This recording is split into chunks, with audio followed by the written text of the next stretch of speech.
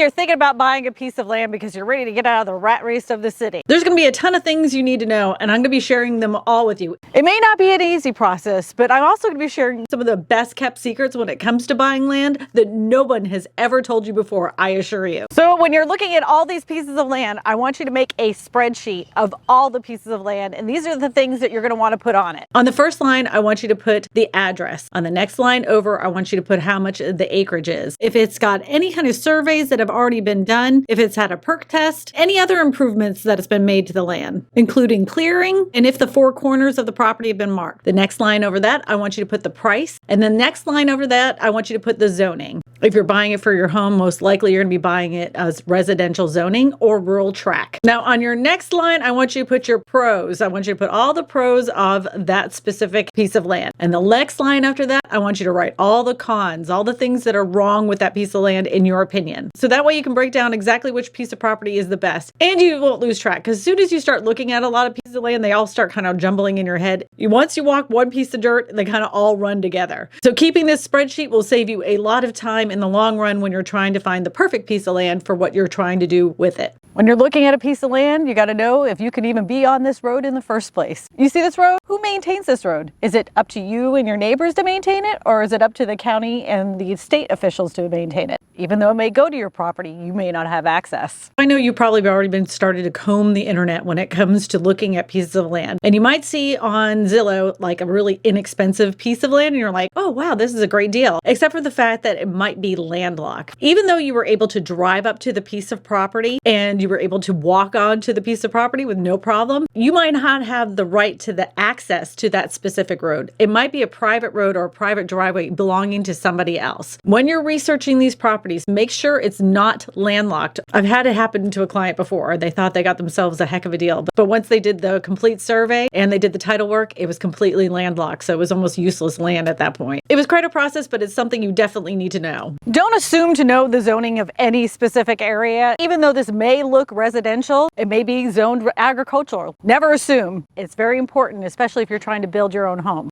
Imagine driving up to the most perfect piece of dirt and all you see are houses around you. And you're like, oh, look at this piece of land. It's up for sale. It's for sale by owner. And the reason that it was for sale by owner is because it is zoned commercial or zoned something that wouldn't allow for you to build your own house. Now, but here's the thing. If it is zoned commercial or agricultural and there's a bunch of other properties around it that are residential properties, you may be able to rezone that property. You may be able to take the plat map that has been done to that specific piece of land and you might be able to have it rezoned residential since there are so many houses around it. It's just an extra step that you may have to do. I just wanted to let you know that it is available to you. And when you're looking at property, make sure you wear muck boots. Oh my God, so gross. Here in Louisiana, we're pretty mushy and this is disgusting. Even though I might look pretty silly in those specific boots, whenever you're starting to walk a piece of property, always be dressed correctly, especially when you're looking at raw land. You never know what's hiding under the leaves. But I will say this, go visit that property any time of weather, especially after it rains. See where it's holding water. See if it's mushy in some spots. Does it look like it's really overgrown? Is there a big pile of leaves that have a lot of undergrowth? Those are the kinds of things that are going to end up costing you money to have fixed over time. So you really want to understand the terrain of your property, especially where the water is flowing in and out. Ooh, and let's talk about flood zones.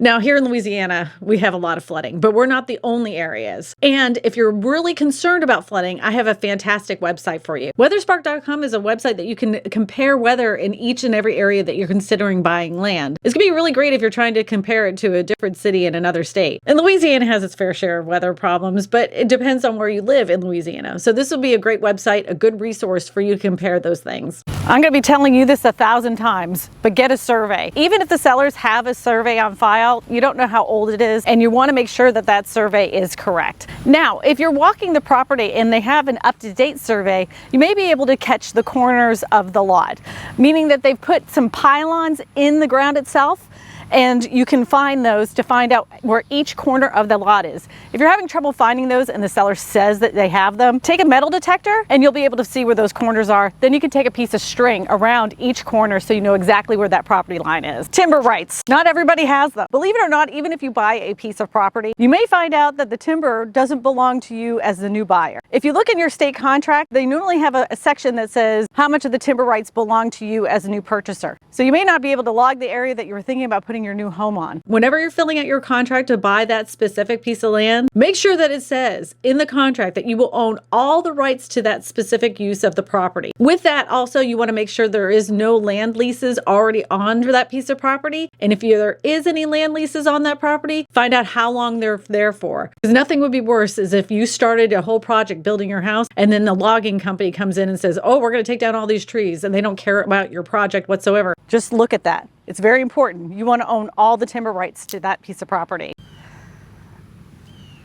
Is it recording now? Have you looked at the flood maps yet? To get a more specific view of the flood zones, you can go to FEMA.gov and you can actually type in the address of the property itself, and they'll give you the flood maps for that specific area. If the piece of property doesn't have an actual address where it says to be determined, you can still get a roundabout by looking at the map and stretching it out. Now, if you looked on FEMA, you still can't find it, you can always, during your inspection period, have a flood certification certificate done for that specific piece of property. Again, this is really good if you're in an area that floods quite often. But for goodness sakes, do not take the seller's word for it that that area has never flooded before. It's not like somebody would lie about something like that, but I swear on my cousin's uncle that it's never flooded over there. So you found a piece of land and you're like, wow, that's like 6 acres. I can subdivide it and give half to my mom and then half for me, and then we could split the cost. And hold up, sister. You're going to need to know something. You can't do it unless you subdivide. And sometimes with a piece of land, in the restrictions, it says you're not allowed to subdivide. And find out how much acreage has to be with every single structure. See, in my specific county right here, you have to have at least 1 acre in order to have a manufactured home on it. There might be filed restrictions that limit you from actually being able to subdivide that piece of property. In some cases, the real estate agent that has it listed will know if it can be subdivided. But if they don't, you can go ahead and take it up to the county courthouse or the planning and zoning and ask them if you're going to be able to do that. The best piece of land is a piece of land that already has utilities on it. In a lot of cases, when you're buying raw land, you're not going to have that ability to do it. If you're thinking about being an off the gridder,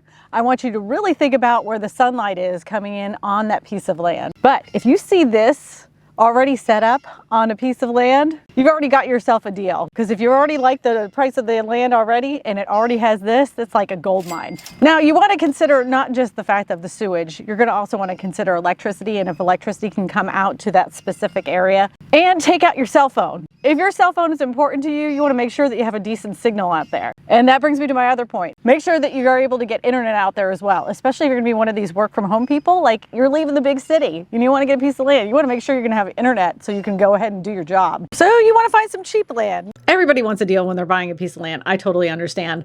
And I know that a lot of people have gotten really good deals when they've gone to tax sales and bought pieces of property that way. When you're doing that, make sure that you've done all your research on that piece of property to make sure there's no other liens on it, not just a tax lien. And that's another one that you're going to make sure that it's not landlocked. Now let's talk about owner finance properties. Now there's tons of websites that do owner financing, but I want you to be like a buyer beware. I want you to go to a title office when you find this piece of property. The people that are selling it, make sure that they own it. I've had this happen to clients of mine in the past, and I've gotten many emails of people that did owner financing only to find out they didn't have rights or use to that property at all. They got scammed. So be very, very cautious when you're doing owner financing properties. Now, I did have one client that ended up buying something off of Craigslist, and it was legitimate, made me nervous the whole entire time, but I helped him walk him through the whole entire process. And we worked with a title attorney to make sure that that piece of land that was being sold by the right person.